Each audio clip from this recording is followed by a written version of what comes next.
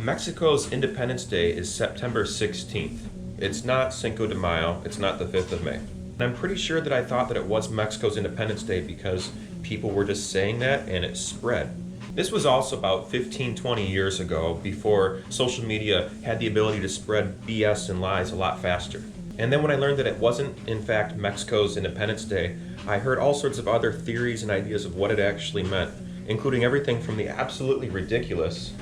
Come on, you've seen a meme like this before, it's ridiculous. And we've all probably made jokes about it too. And even going as far as confusing it with other Mexican holidays such as the Day of the Dead, which I'm not sure if you knew this or not, but Cinco de Mayo has nothing to do with the Day of the Dead either.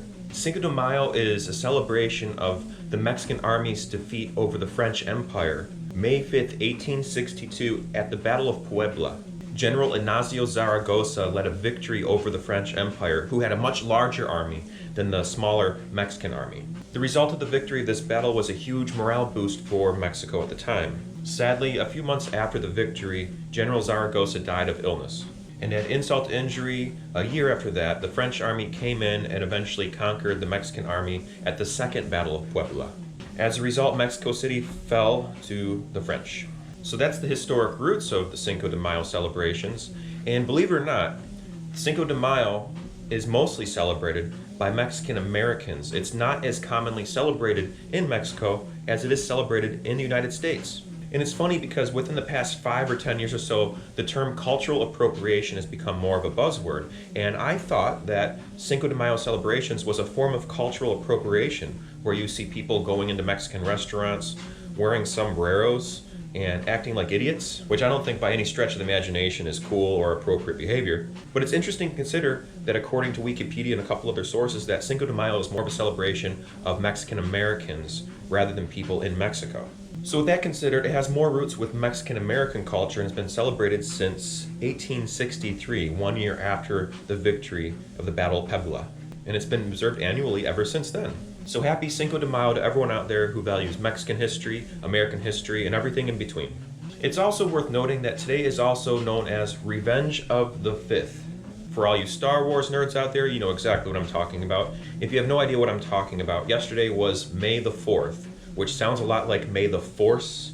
So May the 4th be with you is a play on words and known as the Star Wars Day of Celebration or a Star Wars holiday.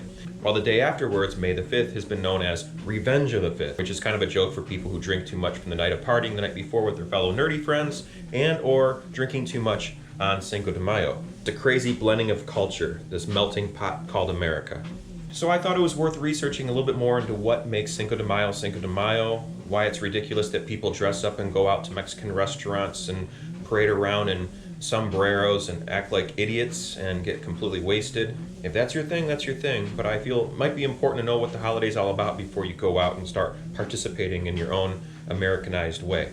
So thanks very much for watching. I wish this video was a little bit more informative for you, but with a little bit of a Google search, you can learn more about Cinco de Mayo and its roots for yourself. Cinco de Mayo, that's ridiculous. And if you're new to my channel, please know that I post every single day here on YouTube. In fact, I'm currently at work during a 16-hour shift using the treadmill in the basement, and I promised my viewers that I would post every single day of this year, kind of like an experiment and kind of like a showcase to demonstrate what it's like to post every single day and document myself as a content creator. I intend on posting every single day this year, and I post about a variety of different subjects. Sometimes about a holiday, sometimes it's about cooking things, sometimes it's about my enthusiasm for Go, about culture, about thought, thinking, about logic, about language. It's all over the place, folks, but one thing I do consistently here on the channel is every Sunday night and or Monday morning, depending on when the video is done, I do another circus and flow arts tutorial video.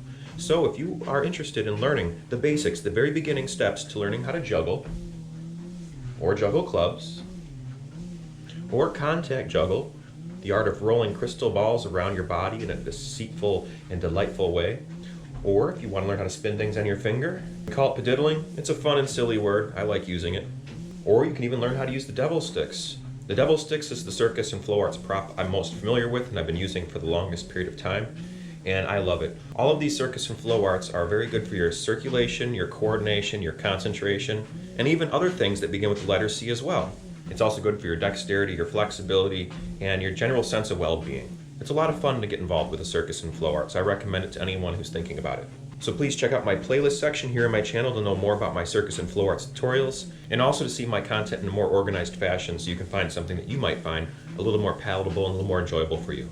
And that's a wrap, folks. Thanks very much for watching this video to the end. I know this is a very exciting video where I'm on a treadmill, but for some reason you sat through it and watched and listened to what I had to say. I appreciate that. Thanks again. So please remember to never give up, do your best, stay true to who you are, and be amazing, folks. Thanks for watching, and good night. Happy Cinco de Mayo.